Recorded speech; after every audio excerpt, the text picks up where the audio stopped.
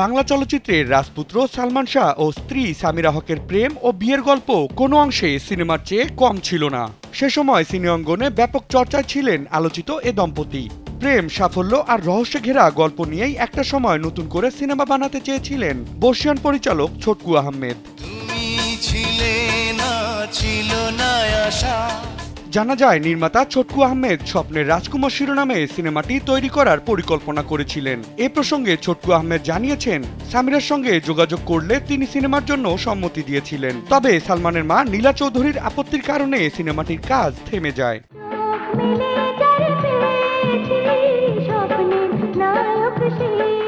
সে সময় নীলা চৌধুরী ফোন করে পরিচালককে জানিয়েছেন, সালমানকে কেন্দ্র করে কোনো সিনেমা নির্মাণ করা যাবে না, কেননা এ বিষয়ে আমাদের আইনি ব্যবস্থা নেওয়া আছে। পরবর্তীতে সালমানের মায়ের এ সিদ্ধান্তকে সম্মান জানিয়ে সিনেমাটির কাজ স্থগিত করা হয়েছিল।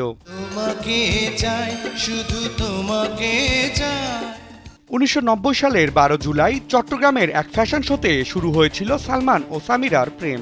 এর 2 বছর পর 1992 সালে তারা বিয়ে করেন। তবে একটা সময় পর সেই সম্পর্ক যেন হয়ে গেল রহস্যের আর এক নাম। 1996 সালে সালমান শাহর আকস্মিক মৃত্যু কাঁপিয়ে দিয়েছিল পুরো দেশকে। সে সময় তার মৃত্যুকে আত্মহত্যা বলে দাবি করেন সামিরা। তবে সালমানের পরিবারের দাবি, এটি কোনোভাবেই আত্মহত্যা নয়। আত্মহত্যা নাকি পরিকল্পিত হত্যা? সালমান শাহর রহস্যজনক মৃত্যুর পর প্রায় কেটে গেছে 29 বছর। তবে গত 20 অক্টোবর সোমবার আদালতের নির্দেশে হত্যা মামলা হিসেবে পুনরায় এ মৃত্যু রহস্য নিয়ে শুরু হয়েছে তদন্ত। দিন শেষে এক অমীমাংসিত রহস্য আর অসম্পূর্ণ সিনেমা হয়ে স্মৃতির রাজ্যে আজও বেঁচে আছেন বাংলা সিনেমার সেই স্বপ্নের রাজকুমার সালমান শাহ। পৃথিবীতে সুখ বলে যদি কিছু থেকে। বিনোদন ডেস্ক, কালবেলা।